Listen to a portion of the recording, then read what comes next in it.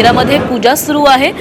आज देवेंद्र फडणवीस हे नाशिकमध्ये आहेत, नाशिकच्या दौऱ्यावर आहेत आणि या दौऱ्यादरम्यान त्यांच्या हस्ते त्र्यंबकेश्वर मंदिरामध्ये पूजा करण्यात आलेली आहे आणि या दर्शनानं त्यांनी आता या दौऱ्याला सुरुवात केलेली आहे। संदर्भात अधिक बोलूयात, आमचे प्रतिनिधी योगेश खरे आपल्या सोबत आहेत। योगेश, त्र्यंबकेश्वर मंदिरामध्ये मुख्यमंत्र्यांच्या हस्ते पूजा पार पडली।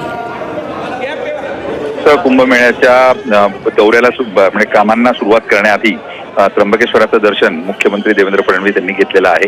त्या ठिकाणी गाभाऱ्यात जाऊन त्यांनी रुद्राभिषेक सुद्धा केलेला आहे। भगवी वस्त्र परिधान करून संपूर्ण जे मंदिरातले विधी असतात ते संपूर्ण त्यांनी या ठिकाणी केलेले आहेत। त्यामुळे शुभ मुहूर्तावर त्यांनी हे सर्व काम आता सुरू केलेलं आहे। सिंहस्थ कुंभ यानंतर जे साधू महंत आहेत त्या साधू महंतांची ते चर्चा करणार आहेत।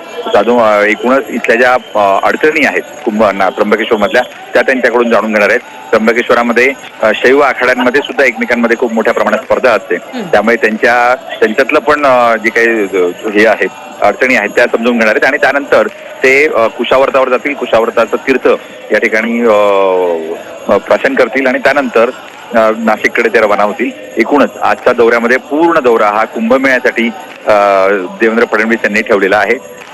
नाशिक आणि त्र्यंबकेश्वर या दोन्ही ठिकाणी होणारा हा कुंभमेळ्याची तयारी आज ते तयारीचा आढावा ते आज घेणार आहेत। यामध्ये प्रामुख्यानं कुंभमेळ्यासाठीची जी काही दूरगामी पायाभूत सुविधा तयार करणं आवश्यक आहेत त्याचा आढावा आज घेतला जाईल, ज्यामध्ये फ्लायओव्हर तयार करणं असेल किंवा मोठे मोठे रस्ते तयार करणं असेल, शहराच्या बाहेरून रिंग रोड तयार करणं असतील, त्र्यंबकेश्वरातल्या विविध सुविधा असतील आणि सगळ्यात महत्त्वाचं म्हणजे साधुग्रामसाठी भूसंपादन असेल या विषयावर या ठिकाणी चर्चा होईल। यामध्ये सिंहस्थ कुंभमेळ्याच्या निधीची सुद्धा घोषणा होण्याची दाट शक्यता आहे।